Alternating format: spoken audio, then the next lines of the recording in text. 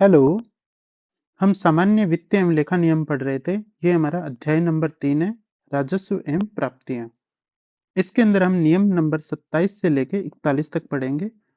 27 से 32 तक रहेगा सामान्य नियम।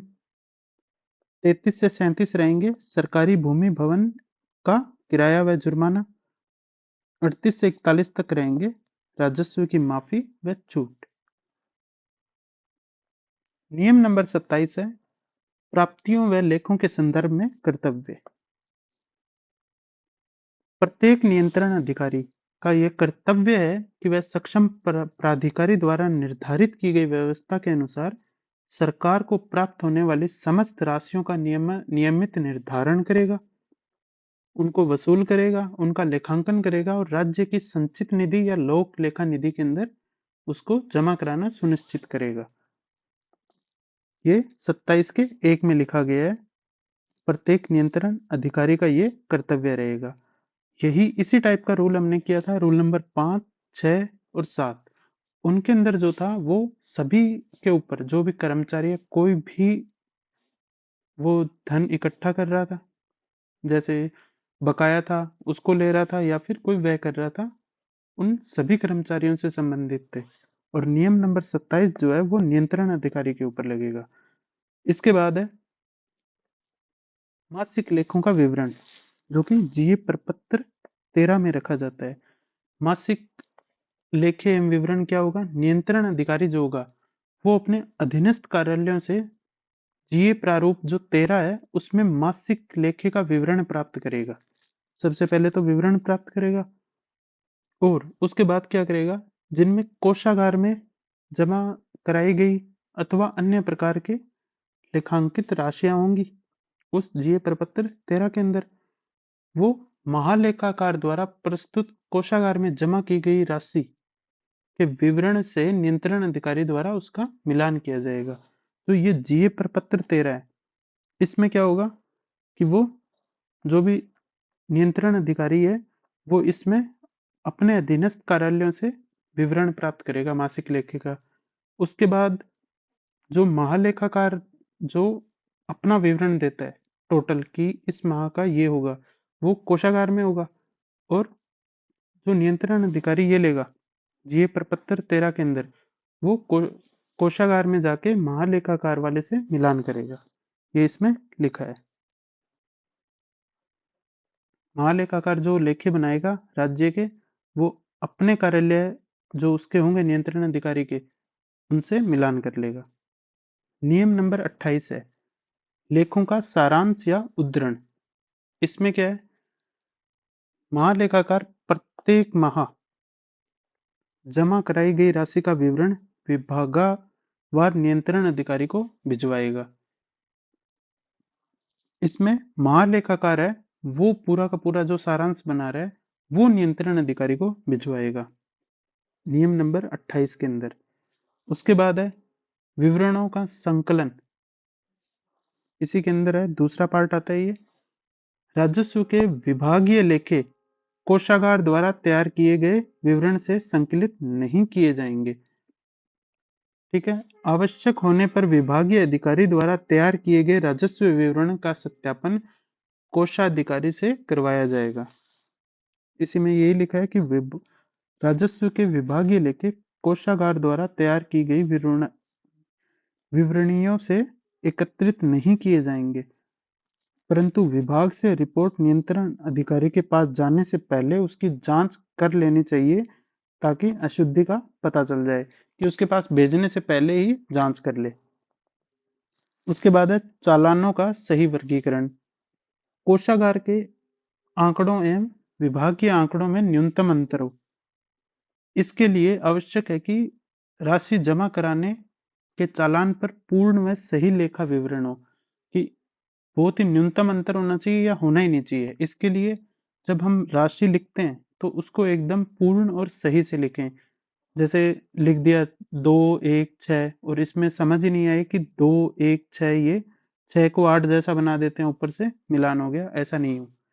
क्योंकि अशुद्ध वर्गीकरण के चलते राशि की अनेक बार सही लेखा मद में प्रविष्टि नहीं हो पाती है। इसलिए फिर है त्रुटियों को ठीक करना। अब त्रुटि जो ठीक की जाएगी उसके लिए क्या चीज है, राजस्व या प्राप्तियों के जो लेखा वर्गीकरण में गलती हो गई है उसकी जानकारी मिल हो जाए, तो विभागीय अधिकारियों द्वारा जीए प्रपत्र 15 के अंदर उनका विवरण संबंधित कोषाधिकारी के माध्यम से महालेखाकार को भेजा जाएगा। अब ये जो है जीए 15, इसके अंदर त्रुटियां जो हो गई है वो लिखेगा विभागीय अधिकारी, और ये प्रपत्र के द्वारा कोषाधिकारी के द्वारा महालेखाकार को भिजवाएगा। जो विभागीय अधिकारी है वो खुद नहीं भेजेंगे, इस बार जीए प्रपत्र में उन त्रुटियों का विवरण देंगे और वो कोषाधिकारी के माध्यम से महालेखाकार को भेजेंगे। इसके बाद एक और है, इसमें पांचवा पॉइंट और आता है यहाँ पे, लेखा शीर्ष जो है 8005 और 8011 में वर्गीकरण की गलतियों के सुधार हेतु निदेशक राज्य बीमा एवं प्रावधायी निधि विभाग संपूर्ण वित्तीय वर्ष के लिए एक समेकित प्रस्ताव, जो कि मार्च माह में निर्धारित प्रपत्र में तैयार कर लेखों में अंतरण द्वारा प्रविष्ट करने के लिए सीधे ही महालेखाकार को भेजेंगे। इसके अंदर ये बोला है कि लेखा शीर्ष 8005 और 8011, इसके तहत जो राज्य निदेशक राज्य बीमा एवं प्रावधायी निधि विभाग है वो क्या करेगा कि संपूर्ण वित्तीय वर्ष का ही एक समेकित माने एक साथ इकट्ठा प्रस्ताव जो है मार्च माह के अंदर निर्धारित प्रपत्र में तैयार करेगा, और उसके बाद इसकी जो प्रविष्टि करेगा और सीधे के सीधे महालेखाकार को भेज देगा। जब ये जो निदेशक राज्य बीमा एवं प्रावधायी निधि विभाग है ये कोषाधिकारी के माध्यम से नहीं भेजेगा, ये खुद से ही उसको महालेखाकार को भेज देंगे। और जो ऊपर वाला है त्रुटियों वाला, इसके अंदर क्या करेगा, विभागीय अधिकारी जो है जीए प्रपत्र में तैयार करेंगे और कोषाधिकारी के माध्यम से महालेखाकार को भेजेंगे। उसके बाद है नियम नंबर 29, विभाग के विभागीय विनियम, विभाग के विनियम। ये इसके अंदर क्या है, राजस्व संग्रहणकर्ता विभाग द्वारा विस्तृत विभागीय नियम बनाकर राजस्व के निर्धारण, संग्रहण, प्रेषण व प्राप्तियों की रसीद देने के बारे में नियम एवं प्रक्रिया निर्धारित की गई है। इसमें क्या है, जो रसीद देने की प्रक्रिया इस नियम नंबर 29 में है कि वो क्या रहेगी, ये निर्धारित है वो आगे। अब 30 नंबर जो है इसमें देखते हैं, ये है अवसूलनीय सरकारी राशि व उसका समायोजन। जो सरकारी बकाया बच गया है उसका समायोजन कैसे किया जाएगा जो वसूल योग्य नहीं है। सरकार की किसी भी राशि को बिना पर्याप्त कारण के बकाया नहीं छोड़ सकते। एक तो जब यह राशि वसूल करना संभव प्रतीत नहीं हो तो उसके समायोजन के लिए सक्षम प्राधिकारी के आदेश प्राप्त किए जाने चाहिए। पहली बात तो यह कि सरकार की कोई भी राशि होगी उसको बिना पर्याप्त कारण के बकाया तो छोड़ ही नहीं सकते, कि उसको किसी भी हाल में माफ नहीं किया जाएगा। अगर वसूल नहीं कर पाना संभव ही नहीं है तो उस राशि का समायोजन करना हो तो सक्षम प्राधिकारी की पहले स्वीकृति लेनी पड़ेगी। पहली बात तो ये बोलता है नियम 30 के अंदर कि जो वसूल होने योग्य है ही नहीं, अगर एक पहला तो ये है कि सरकारी कोई भी राशि है उसको बिना पर्याप्त कारण के बकाया तो छोड़ेंगे नहीं। फिर कहता है कि अगर वसूल नहीं हो पा रहा है किसी कारण से तो सक्षम प्राधिकारी की पहले स्वीकृति लेंगे तभी उसको छोड़ सकते हैं। ये नियम नंबर 30 में है, वसूलनीय सरकारी राशि व उसका समायोजन। नियम नंबर 31, उचंती खाते। इसके अंदर क्या है, नियमों में तत्संबंधी प्रावधान होने या सक्षम प्राधिकारी के आदेश के बिना किसी भी राशि को उचंती खाते में डेबिट लिखकर राजस्व के रूप में जमा नहीं किया जाएगा। उचंती खाता जो है उसके अंदर जमा नहीं कर सकते डेबिट लिखकर। वास्तविक प्राप्ति पर ही राशि खाते में जमा की जानी चाहिए, उससे पूर्व नहीं। इसके अंदर ये बोल रहा है कि आपको कोई ऐसे हो कि राशि की ये आनी है, तो आपकी हाँ आज आ जाएगी। ऐसा करिए जैसे चेक मिल गया आपको, तो चेक मिलते ही आप उसके अंदर एंट्री नहीं कर देंगे कि हाँ डेबिट नहीं करेंगे, हो सकता है चेक बाउंस हो जाए। तो जब तक वास्तव में राशि नहीं मिल जाए, तब तक सरकारी खाते के अंदर कभी भी राशि को जमा नहीं लिखा जाएगा। उचंती खाता वह खाता होता है जिसमें अस्थायी तौर पर ऐसे धन के बारे में लिखा जाता है जिसका हिसाब बाद में होगा। जैसे चेक आ गया और चेक आपने बैंक में लगा दिया, लेकिन वो 1 या 2 दिन बाद क्लियर होगा और आप पहले ही उसके अंदर एंट्री कर दें, तो ये नहीं करना होता इसमें। ये है नियम नंबर 31, उचंती खाते। नियम नंबर 32 है राजस्व तथा बजट में अंतर की सूचना। अपने नियंत्रणाधीन विभाग से के राजस्व मदों में संग्रहण की प्रगति व बजट अनुमानों की तुलना, संग्रहण के संपूर्ण अंतर के बारे में पूर्ण सूचना राजस्व संग्रहण के लिए जिम्मेदार विभागाध्यक्ष द्वारा वित्त विभाग को समय समय पर दी जानी चाहिए। अब जो राजस्व तथा बजट में अंतर की सूचना है, ये राजस्व संग्रहण करने वाला जो विभागाध्यक्ष है, विभाग संग्रहण राजस्व संग्रहण तथा बजट का अनुमान के बीच का अंतर जो है, वो वित्त विभाग को कौन देगा? जीए प्रपत्र 14 के अंदर विभागाध्यक्ष देगा। इसके बाद है सरकारी भूमि भवन का किराया व जुर्माना। ये चलेगा नियम नंबर 33 से 37 के बीच। नियम नंबर 33 कहता है भूमि व भवनों का किराया। भवन भूमि व भवनों का किराया नियम नंबर 33 में कहता है जब सार्वजनिक निर्माण विभाग जो कि पीडब्ल्यूडी लोक निर्माण विभाग या सार्वजनिक निर्माण विभाग के अतिरिक्त अन्य कोई सिविल विभाग, पीडब्ल्यूडी के अतिरिक्त कोई भी सिविल विभाग है, किसी किराए योग्य भवन का रख रखाव करता है, तो उस विभाग का विभागाध्यक्ष भवन के किराए की वसूली के लिए उत्तरदायी होगा। नियम नंबर 33 कहता है भूमि व भवनों का किराया। इसके अंदर क्या है कि अगर वैसे तो सरकारी जो भी होगा उसके अंदर पीडब्ल्यूडी ही करेगा, लेकिन पीडब्ल्यूडी के अलावा अगर कोई सिविल विभाग है जो भवन का रख रखाव और उस रख रखाव कर रहा है और उसका किराया जो भी जिसको किराए पे दिया हुआ है उससे जो किराया लेने का अधिकार होगा, वो सिविल विभाग के विभागाध्यक्ष द्वारा ही वसूल किया जाएगा। पीडब्ल्यूडी नहीं करेगा उसके अंदर, सिविल विभाग का जो भी विभागाध्यक्ष होगा उस विभाग का वही करेगा। नियम नंबर 34 है किराए का निर्धारण व वसूली। इसके अंदर है किराए का निर्धारण व वसूली पीडब्ल्यूडी के नियमों के प्रावधानों के अनुसार ही होगी। जैसे नियम नंबर 33 में बोला था कि अगर कोई सिविल विभाग उसका रख रखाव कर रहा है तो उसका विभागाध्यक्ष ही किराया वसूलेगा, लेकिन जो नियम बनेंगे कि किराए का निर्धारण कैसे होगा, वो पीडब्ल्यूडी के नियमों के आधार पर ही बनेंगे। भवनों व भूमि के किराए की वसूली के लिए नियम प्रक्रिया संबंधित विभाग अपने विनियम में शामिल करेगा। जैसे कोई सिविल विभाग ने रख रखाव कर रहा है, तो जो पीडब्ल्यूडी के नियम और प्रावधान है, वो वो विभाग अपने नियमावली जो उनकी भी है उसके अंदर और जो प्रक्रिया वो अपनाते हैं उसके अंदर पीडब्ल्यूडी के जो नियम है उनको शामिल करेगा। उसके बाद ही वो आगे काम कर सकता है। अब नियम नंबर 35 बोलता है जुर्माने।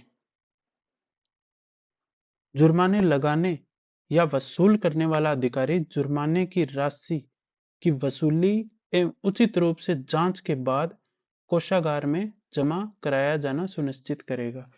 अब जो जुर्माना लगा रहा है या जो वसूल करने वाला है, वो अधिकारी उसका ये दायित्व रहेगा कि जुर्माने की वसूली करेगा, पहले जुर्माने की राशि की वसूली करेगा, फिर उसकी उचित रूप से जांच करेगा कि ये राशि सही से वसूल हो गई है, जितनी वसूल करनी थी उतनी, उसके बाद कोषागार में वही जो अधिकारी है वो जमा कराना सुनिश्चित करेगा। ये चीज लिखी है इसमें। आगे जुर्माने का रिफंड करने वाला प्राधिकारी। अगर किसी को रिफंड करना है जुर्माने का, गलत उससे जुर्माना ले लिया गया और रिफंड करना पड़े, तो उचित जांच के बाद ही रिफंड किया जाएगा। वसूल किए गए जुर्माने की राशि एक तो दोहरा रिफंड नहीं होना चाहिए, यह सुनिश्चित करेगा, पहले तो देखेगा। साथ ही वह यह भी सुनिश्चित करेगा कि उस राशि का जो वास्तव में अगर कोषागार में कोई राशि जमा ही नहीं हुई है उसका रिफंड ना हो जाए। ये चीज इसमें होगी। अगर जुर्माना रिफंड करना हो तो जांच करने के बाद सक्षम प्राधिकारी इसकी स्वीकृति देगा पहले तो, और सुनिश्चित करेगा कि 2 बार रिफंड ना हो जाए एक तो, और साथ में ये भी देखेगा कि आपने कोई राशि वसूली नहीं की हो और उसका को और वो जमा ही नहीं हुई हो कोषागार में, उसका रिफंड ना हो जाए, गलत रिफंड ना हो। इसका ध्यान भी कौन रखेगा? सक्षम प्राधिकारी, जिसको वसूल करने और इनका अधिकार है। नियम नंबर 36 है जुर्माने का विवरण। जुर्माना वसूलने, प्राप्ति व रिफंड करने संबंधी जांच का दायित्व विभागीय अधिकारी का होगा। पहला तो कि विभागीय अधिकारी ही वसूलेगा, प्राप्त करेगा और रिफंड करेगा। उसके बाद है प्रत्येक न्यायालय हर माह के अंत में जुर्मानों की मांग, वसूली और उसके शेष तथा रिफंड का विवरण जिला न्यायालय को भेजेगा। ये इंपॉर्टेंट है यहाँ पे कि जितने भी न्यायालय हैं वो सभी के सभी जिला न्यायालय को ये चीज भेजेंगे। उसके बाद क्या है, जिला न्यायालय को जब ये माह के अंतिम कार्य दिवस को भेजेंगे निर्धारित प्रपत्र में, फिर जो जिला न्यायाधीश है वो अपने अधीनस्थ न्यायालयों से एवं अपने न्यायालय का जो मासिक जुर्माने का समेकित विवरण तैयार करके कोषाधिकारी को भेजेगा। ये जो है समेकित करके कोषाधिकारी को जमा राशि से सत्यापन करने के लिए भेज देगा। ये काम कौन करेगा? जिला न्यायाधीश, क्योंकि जिला जिला न्यायालय में उन्होंने भेज दिए नीचे के न्यायालयों ने, तो फिर जिला न्यायाधीश है वो अपने अधीनस्थ न्यायालयों और खुद के जो न्यायालय के जितने भी मासिक जुर्माने का है उनका समेकित मतलब एक ही विवरण तैयार करके कोषाधिकारी को भेज देगा। कोषाधिकारी द्वारा कोषागार में जमा हुई राशियों का मिलान कर सत्यापन किया जाएगा। उसके बाद क्या है, जिला न्यायालय द्वारा प्रस्तुत समेकित विवरण एवं कोषागार के लेखे में किसी प्रकार का अगर अंतर है तो कोषाधिकारी अपना प्रमाण पत्र देने से पूर्व जिला न्यायाधीश से उस अंतर के बारे में स्थिति स्पष्ट करने का अनुरोध करेगा। इसके अंदर वो बोल रहा है कि जब जिला जिला न्यायाधीश जो है वो कोषागार को भेज देगा मिलान करने के लिए, अगर कोषागार में जमा राशि और जो उसने विवरण भेजा है उसके अंदर कोई अंतर है तो कोषाधिकारी एक प्रमाण पत्र जारी करता है कि हाँ ये सारा का सारा जो जुर्माने की राशि थी वो जमा सही से हो गई है। वो प्रमाण पत्र जारी करने से पहले जिला न्यायाधीश से जो अंतर रहा है राशि के अंदर उसके बारे में स्थिति स्पष्ट करने के लिए बोलेगा। उसके बाद है विवरण में प्रत्येक लेखा शीर्ष में किए गए जुर्माने को की राशि पृथक दिखाई जाएगी, कि जैसे मजिस्ट्रेट द्वारा अगर जुर्माना किया गया जुर्माना हो, पशु क्रूरता निवारण अधिनियम में किया गया जुर्माना हो, तो इनकी राशि है जो अलग अलग दिखाई जाएगी। दुर्घटना आदि में किसी पीड़ित हो, पीड़ित पक्ष को दिया जाने वाला मुआवजा हो, नगरपालिका स्थानीय निधि में जमा होने वाला जुर्माना, इन सब इस विवरण में शामिल नहीं होंगे। ये एक तो दुर्घटना आदि में अगर किसी पीड़ित को दिया जा रहा है मुआवजा, नगरपालिका और स्थानीय निधि में जमा होने वाले जुर्माने हैं वो ये जो भेज रहा है जिला न्यायाधीश वो वाले इसके अंदर नहीं होंगे। फिर अगर जुर्माना अन्य जिले से प्राप्त हो तो वसूल करने वाला संबंधित विभाग को सूचना देगा। इसमें ये बोल रहा है अन्य जिले से जुर्माना प्राप्त होने पर वसूली करता जो अधिकारी है वो संबंधित कर्मचारी जिस जिले से वो कर रहा है संबंधित कर्मचारी को सूचना देगा जिससे वह जुर्माना संबंधित हो। ताकि वह इस जुर्माने का विवरण अंकित कर सके। इसका मतलब ये है कि किसी अन्य जिले से उसने जुर्माना वसूल किया, पर वो वसूल करने का अधिकार किसी और का था, तो वो उस अधिकारी को या कर्मचारी को बताएगा कि ये वाला जुर्माना हमने वसूल कर लिया है, ताकि वो अपने लेखे में जुर्माना विवरण है उसके अंदर उसको लिख पाए। नियम नंबर 37 कहता है विविध मांग। सामान्य राजस्व प्रशासन के अंतर्गत नहीं आने वाली सरकार की विभिन्न मांगों को भी महालेखाकार देखेगा। मांग जो राज्य राजस्व प्रशासन के अंतर्गत नहीं आती है, जैसे अन्य राज्यों से प्राप्तियां, इन पर महालेखाकार निगरानी रखेगा। कि अन्य राज्यों से बकाया भुगतान की वसूली हो रही है, तो उन पर भी महालेखाकार ही निगरानी रखेगा। इसके बाद नेक्स्ट है राजस्व की माफी व छूट। नियम नंबर 38 से 41। नियम नंबर 38 कहता है राजस्व की माफी। सक्षम प्राधिकारी की स्वीकृति के बिना राजस्व के किसी क्लेम को माफ या स्थगित नहीं किया जा सकता। जो सक्षम प्राधिकारी है, उसकी सहमति के बिना या स्वीकृति के बिना किसी कोई भी अगर माफी दे दे किसी को, या जो क्लेम है उसको स्थगित कर दे, ऐसा नहीं कर सकते। ये शक्ति किसके पास है? ओनली सक्षम प्राधिकारी के पास। अगर ये बोलता है तभी माफी दी जा सकती है, नहीं तो कोई माफी नहीं दी जाएगी। ये नियम नंबर 38 बोलता है। नियम नंबर 39 माफी का विवरण। अगर किसी को माफी दी गई है तो उसका विवरण कैसे रखा जाएगा?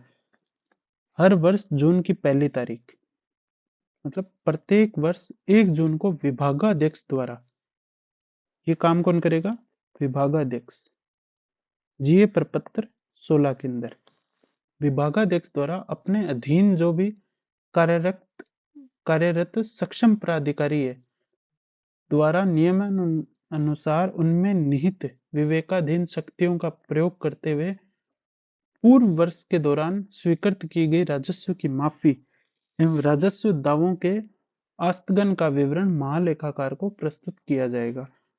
इसके अंदर ये क्या बोल रहा है कि जो पिछले साल के अंदर विभागाध्यक्ष के नीचे जो अंडर सक्षम प्राधिकारी काम कर रहे थे, उनके द्वारा अपनी शक्तियों का प्रयोग करते हुए कोई राजस्व में माफी या छूट दी गई है, तो वो जीए प्रपत्र 16 के अंदर इन सभी का विवरण देते हुए महालेखाकार को भेजेगा। महालेखाकार को प्रस्तुत करेगा। कौन करेगा? विभागाध्यक्ष। जीए प्रपत्र 16 में महालेखाकार को। नियम नंबर 39 है माफी का विवरण, जो कि इंपॉर्टेंट है।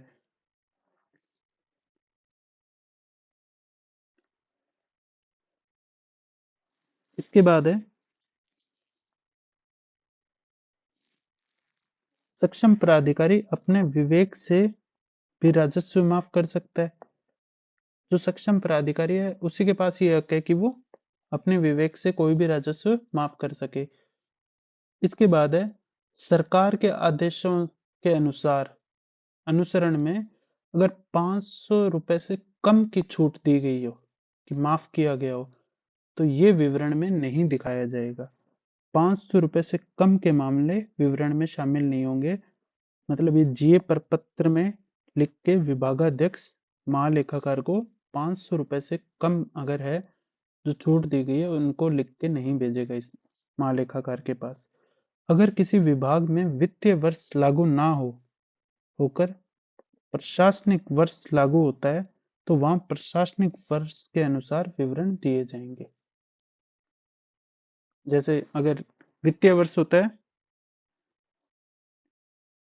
1 अप्रैल से 31 मार्च, अगर किसी विभाग में ये लागू ही ना हो, जैसे 1 जनवरी से 31 दिसंबर ही उनके नॉर्मल चलता हो, तो वो उसके अनुसार ही ये विवरण देंगे। विभाग जो राजस्व अर्जित करते हैं, राजस्व विभाग, आबकारी विभाग, विक्रय कर विभाग, परिवहन विभाग, सिंचाई विभाग, पीएचईडी, लोक निर्माण विभाग, उद्योग और खान। ये विभाग हैं, ये राजस्व का अर्जन करते हैं। इसके बाद है शिक्षा विभाग इस प्रकार के विवरण महालेखाकार को ना भेजकर वित्त विभाग को भेजेगा। ये चीज इंपॉर्टेंट है कि बाकी सारे जो भी विभाग हैं वो तो महालेखाकार को भेजेंगे, लेकिन शिक्षा विभाग है ये महालेखाकार को ना भेजते हुए वित्त विभाग को भेजेगा। और ये चीज अलग है और यही एग्जाम में पूछी जा सकती है। सेवा विभाग में शिक्षा, चिकित्सा, समाज कल्याण विभाग आते हैं। जो शिक्षा देना भी एक सेवा है, चिकित्सा भी सेवा है और समाज कल्याण तो वैसे ही एक सेवा ही की जाती है। इसके बाद है नियम नंबर 40, माफी संबंधी नियम। विभागीय अधिकारियों के मार्गदर्शन हेतु राजस्व की माफी एवं उनके स्थगन की परिभाषा देते हुए विभागों द्वारा पृथक नियम बनाए गए हैं। इसमें क्या है कि राजस्व की माफी एवं उनसे संबंधित नियम विभाग अपने अधिकारियों के मार्गदर्शन हेतु बनाता है कि विभाग पहले नियम बना देगा कि आप किन किन किन परिस्थितियों में किसी भी चीज की माफी दे सकते हैं। इसके बाद आज का लास्ट नियम है नियम नंबर 41 और इसी के साथ हमारा चैप्टर 3 भी कंप्लीट हो जाएगा। राजस्व की लेखा परीक्षण। लेखा परीक्षण मतलब ऑडिट। जो राजस्व इकट्ठा किया जा रहा है उसकी ऑडिट, उसके बारे में विभाग आंतरिक जांच के लिए विनियम जारी करेंगे। आंतरिक जांच की जाएगी। अपने आंतरिक जांच लेखा परीक्षण का कार्य विभाग अपने अधीनस्थों के माध्यम से करवाएगा। इसके अंदर महालेखाकार और उनका कोई रोल नहीं रहेगा। इसके अंदर जो विभाग है वही आंतरिक जांच करवा लेगा अपने अधीनस्थों के माध्यम से।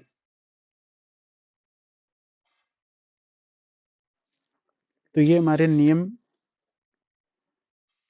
41 तक कंप्लीट हो चुके हैं। आज जो हमने देखे 27 से 41 तक देखे थे और इसके बाद आपको चैप्टर 1, 2 और 3 के क्वेश्चन आंसर भी करवा दिए जाएंगे। Thank you.